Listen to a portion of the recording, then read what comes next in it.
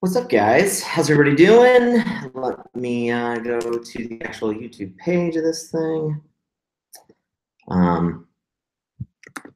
got the links in. How's everybody doing? Thank you for tuning in to another live event on this channel. There's some echo of me watching myself. I'll do a little chatting while we wait for some people to show up. Welcome. There's at least one person watching now. Well, it might be me. Now there's two, so there's one who's not me. How was everybody's day? I've been watching like things about YouTube channels and subscribers. What's up, Jim? I don't know. The advice is crazy. They talk about things like you should create rituals for your channel. Create names for your followers, you know, your typical like believers, and I don't know. So that's what I need to, apparently for me to succeed more on this channel, we need to come up with names for everybody watching the show, and we need rituals, some kind of each other. I say this in jest, but maybe it would be fun. Jim, how's your day? How's everything going? I like a hot seat. Has anybody got any advice? I'm sure we've seen this before, but like with the blab, the thing I used to kind of do these YouTube, with blab, these, like, I used to be able to put people in a hot seat and they could like actually kind of be on video in this thing. I don't know like any other technology. It would be fun to do like these lives, inviting someone else to kind of chat and do video. What did I see the other day? Like, I know there's some other things. I'm not quite sure they like, well, even Blab wasn't like live on YouTube Live. So I don't know if there's like another streaming solution that works with YouTube Live and does kind of puts people in the hot seat. Maybe I could invite people to the actual hangout that I'm doing and you guys could hang out in the hangout versus watching this on YouTube. If anybody knows how to run these lives better and incorporate you guys getting the videos, that would be awesome. Let me know. Jim says, just fine, work from home. Working from home has just been the best thing ever. I don't know why. There's a lot of people who like to work remotely and work remotely, but they choose to still go out to like cafes and stuff. I mean, we're all different, so I get it. But it's just like, man, the noise and the stress of like leaving your computer on a table, you know, needing to, I don't know, I feel obligated to keep buying snacks and coffee. So I love working from home. I love the things that I have at home, and yeah, working from home is the best. All right, there's only like Jim. It might just be you and me. I don't, yeah, not very popular tonight. Anyway, I'll get going. So the one thing the thing I just wanted to talk about, no, there's a couple things I want to talk about. One, I'd like to keep these talks still a little shorter. I know that I have huge fans, like my wife, who's my #1 fan on this channel, and she's even now having trouble getting through all the videos because I still want to keep this daily commitment. But if I shoot a video that's like 17 minutes long, it's so much harder to watch those. And I know for the people that I watch on YouTube, I can't get through a 17-minute video in like one sitting, and often like I abandon it. So that sucks. I don't want to do a lot of 17-minute videos or more. So I'm still gonna, I want to start doing these live videos, probably, you know, down at like a timer. I've got to get better at this. Like, how long has it been now? I have no idea, because YouTube Live is terrible and doesn't even tell me. So I don't know. I'll watch a clock on my phone. So 8:47. So I don't know. I'll try to get these done a little bit quicker. So I'll try and like, I'll start trying to make these a little bit quicker. And if I've got more to say, I'll spread it out over multiple events. The thing I wanted to talk about was something that really inspired me recently. It was about a month ago. There was a mashup that happened that like went viral, and it was a guy who mashes up Sesame Street videos with songs. And his most recent one that kind of spread like crazy was a mashup of Sesame Street. There's a Sesame Street movie he took, mostly I think about Big Bird. I don't even know the name of the Sesame Street movie. And Sabotage, the song, the video from Beastie Boys. And he basically created a new Sabotage video using just footage from the Sesame Street movie. And what I find inspiring about that is just how mundane the Sesame Street movie is to most people. You know, most adults, maybe not me, because I'm actually not a fan of Sesame Street, but I'm sure most people who don't have kids watching this are like, I never watched Sesame Street's boring, it's for kids. And I think most of you are, that's probably true. But here's a guy who took mundane, uninteresting something, and he made it so interesting that millions of people wanted to watch it.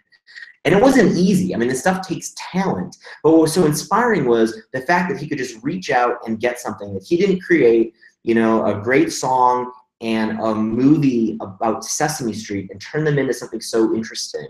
I know a lot of people watching this. I know there's so many of us that are like, thing that I want to do because I don't have a resource that I need. I either need to buy an expensive camera, or I need a new computer to make a software that I want to make, or I need to buy something, or I need an office to work in just to get my business started. And then there's a guy like this who creates this video that millions of people watch. And he's got even more have watched, that are mashups of things like Muppets and Sesame Street and other rap songs. And they're incredible. And he's able to do this with just stuff lying around. There's another post I wrote a while ago about two people who they started their business just by selling stuff they were buying at that was garbage. They went to one of these like army surplus stores that was just getting rid of shit. They would have like paid someone to like take this off their hands. And so the stuff was dirt cheap, but they took it, they put it in something different. They kind of reimagined it as fashion, and they opened up a store selling this stuff as new and as fashionable. They didn't, when they opened the store, the first time they opened the store, they realized they didn't remember to get shelves to show these clothes that they had that they were trying to sell. So the husband went out to a grocery store that was like next door to their store that they had bought, and found crates, like old produce crates that were in the garbage, these wooden produce crates, brought them into the store, and that's what they used to sell the clothes from. These two people were just awesome at finding just stuff just laying around and reimagining them and mashing them up into something new. Those people created Banana Republic, and Banana Republic is very different today, but if anybody my age kind of maybe remembers the safari theme of the old days of Banana Republic, that's kind of where it came from. They were buying like army surplus clothes and just using disposal, like crates. There's a lot of wooden crates because of that inspiration of just finding garbage wooden crates at a grocery store. That's what we all have to do. I mean, I don't know of any science that can be resourceful, but if you just kind of acknowledge that, if you know, you might feel like you need something, but there are so many people around you that are going to just work with the stuff that they have at their disposal, stuff that they're going to literally find in the trash. They're going to make something awesome. As soon as you admit that to yourself, that you don't need anything, that you can accomplish whatever you want to do with just the shit laying around you, you're going to get further. I mean, that's been a big inspiration to the stuff in my career. Like I look at Draft. Draft took off like crazy. Draft is made, there's really not a lot of fancy tech there. It's a mashup of some stuff I found. You know, even the editor that I'm using is just a text area. It's not some fancy technology. I mean, I did put a lot of work into it, but I'm not some sort of PhD computer science, you know, extraordinaire who like invented this new way of typing on the internet. I use stuff that I found, simply just using a text area that I was good with programming on the web. Even the version control thing, I'm not going to share what it is, but it was something I found that someone else made that had been kind of left as garbage. You know, as part of a project that nobody was interested in using anymore, but I saw some different value out of it. Like, hey, this is actually a really good way of enabling the version control that I want to do. I don't know. You got to open your eyes and get better at looking at the garbage that people have cast aside. And stuff that you, on one hand, it looks like it's mundane and nobody's interested in, but you can reimagine it and mash it up into something new. Even this vlog is like that. There's a lot of probably mundane stuff in here, and I know not everybody loves all my vlogs that I do, but I think there's still a lot of people get a lot out of watching me play with my kid. If I were to just kind of show you a footage of just me playing with my kid, it's probably mundane.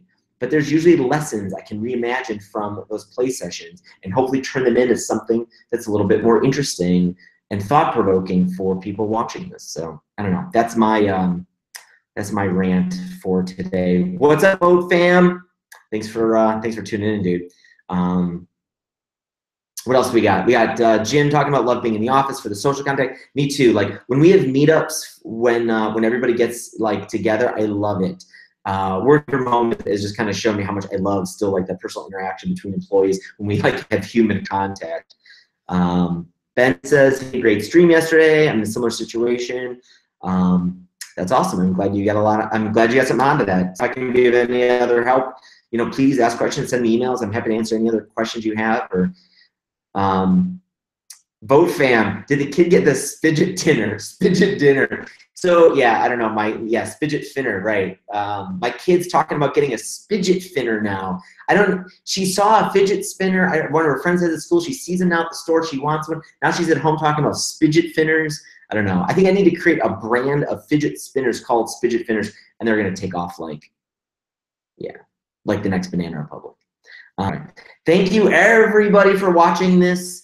As always, if you need anything from me, Twitter is a great place to reach me. If you have any questions, you want me to talk about anything, just ask. You can hit me up I'll just put it in here, nate.cotney@gmail.com. And that's it. And Bogam, I will get to your question another time. It's gotta be. I'm trying to make these things faster. It's already, I'm like 10 minutes in. Thanks, Jim. Thank you, everybody. And yes, I will get to measuring effectiveness of various marketing channels. I'll get to that. I'll get to that another time. Sorry. Yeah. Anyway, you guys have an awesome night. Thank you again for watching all these crazy live videos and all the stuff I put on this channel. And have a great night. And I will see you tomorrow. Please hit the thumbs up. Later.